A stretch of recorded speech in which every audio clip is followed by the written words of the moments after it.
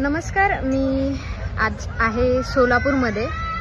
जसं तुम्हा सर्वांना माहिती आहे, माझी बाईट पण आहे की 6 तारखेला मी सोलापूरमध्ये होते एक जलसेसाठी, दांडिया जलसेसाठी, जो श्रीनाथ चव्हाण आणि कविताताई चव्हाण यांनी ठेवला होता, ऑर्गनाइज केला होता।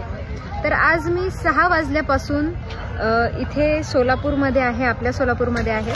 आणि इथे आल्यानंतर जी ट्रीटमेंट भेटते आहे किंवा ज्या गोष्टी अनुभवायला भेटतात त्या खूप वेगळ्या आहेत, खूप चुकीच्या आहेत। 6 वाजेचा इव्हेंट होता आणि असं सांगितलं होतं मला की तुम्ही 6 पर्यंत जरी आलात किंवा 7 पर्यंत आलात तरी चालेल। मी पोहोचले 6 वाजता। मी तेव्हापासून त्यांना फोन करते, तर त्यांचं आणि माझं कम्युनिकेशन प्रॉपरली होत नाहीये। त्यांना पोलीस परमिशन नाही भेटली हे त्यांनी मला इथं आल्यानंतर सांगितलं। तर म्हणजे सकाळपासून काहीच त्यांनी सांगितलं नव्हतं मला। माझ्याकडे सगळ्या कॉल रेकॉर्ड्स आहेत, सगळं काही आहे। पण आता वाजलेत 8:15, अजून सुद्धा त्यांचा मला फोन नाहीये। मी त्यांना म्हटलं की ताई, तुमची ही कसली पद्धत आहे की जर तुमच्याकडे कोणी कलाकार तुम्ही बोलवताय आणि तुम्ही त्याला अशा पद्धतीने ट्रीट करताय।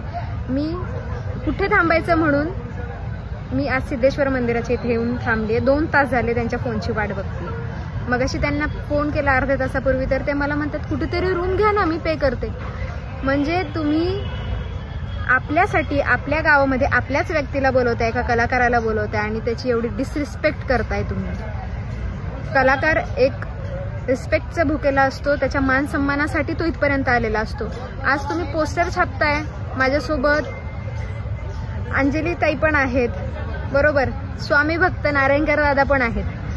आणि आज मी स्टेजवरती नाही जाऊ शकले तर सगळ्या लोकांना असं वाटेल की मी फक्त रील पोस्ट केली होती किंवा मी फक्त बाईट दिली होती आणि मी नाही गेले, बरोबर ना। आज त्यांचे तिकीट्स वगैरे बुक होत आहेत। जेव्हा मी त्यांना म्हटलं की मी आतमध्ये येऊ का, तर ते म्हणतात की मॅडम तुमच्याकडे पास कुठे। म्हणजे एकतर त्यांना इव्हेंट बद्दल काही माहिती नाहीये बहुतेक, किंवा त्यांनी ज्या व्यक्तींना बोलवलंय त्या व्यक्तींबद्दल त्यांना माहिती नाहीये बहुतेक। मला तर असंच वाटतंय।